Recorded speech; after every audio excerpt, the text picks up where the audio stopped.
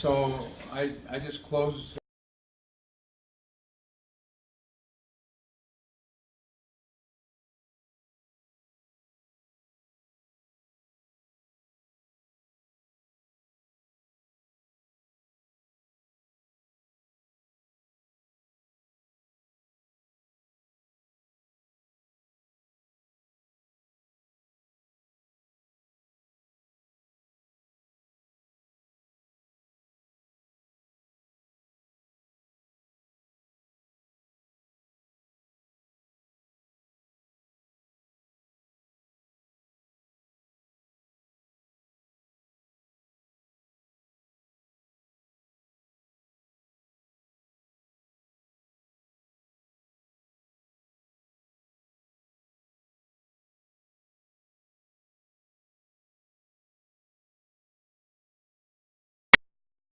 Information, and that was what people would be interested in.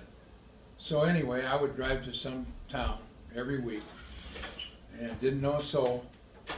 Go in, meet the manager, and he, of course, was very, almost always was very pleasant in greeting me. And then I would ask for his assistance in who do you think contractors or businesses that I could call on that might be interested, and he would name a couple people, and then I'd go see them and I'd say, oh, Joe, the manager at Safeway sent me.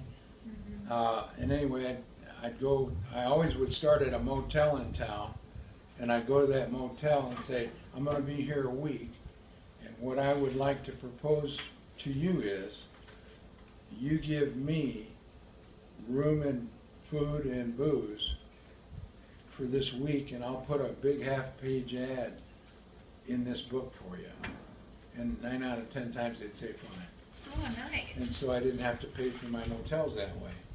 Well, now the real key was I had to go out to complete strangers on a one-call close, get a check, and sell them an ad, get a check, and that's how I got paid. And if I didn't collect a check, I didn't get paid.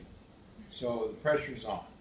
Pressure's on, and you know, when you sell your program and everybody says, well, I want to think about it, you know. And so, of course, no, we don't think about it. What we do is we act here. I'm in town for this week, and I'm calling on I've got 100 appointments lined up, so this is the only time I'm going to see you. I'd like you to write the check out for $5.95, and then you know, you have the option to cancel if any time, but I don't want you to do that. But anyway, let's get it done.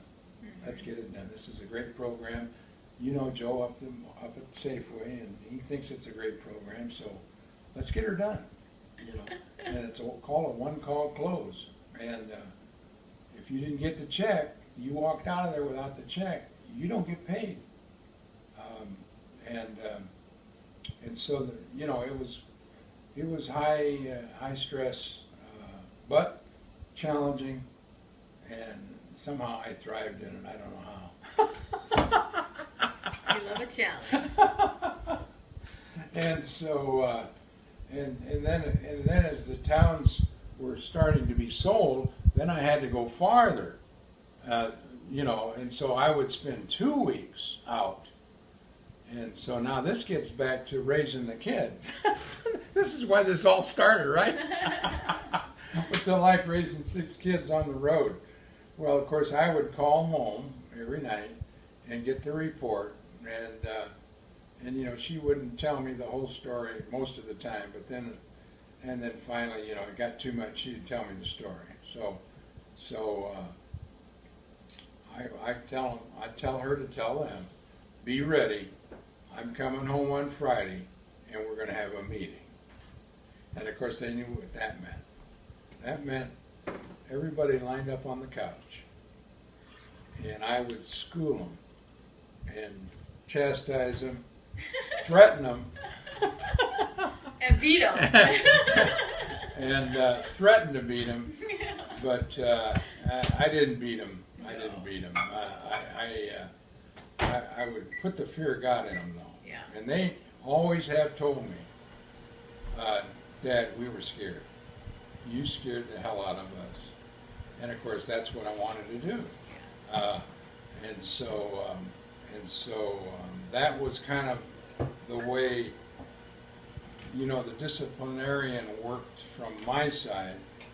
And of course, when I was home, when I had a job that had me home, which was, you know, more often than I was on the road. I had the on-the-road jobs too, but there was, I think later as they were growing up, I was more in town, and so then it was easier. It was easier to be the loving father and the disciplinarian all in one. And so I kind of wound this thing into a long story about my employment rather than about the kids. But anyway, what it was like, really, it was quite a challenge. It was quite a joy. It was quite fun. We had a lot of fun, all of us together, going to the different sporting events and watching the different sporting events. I was a coach for a while, coaching basketball for Tommy, and anyway, it was quite a fun time, really.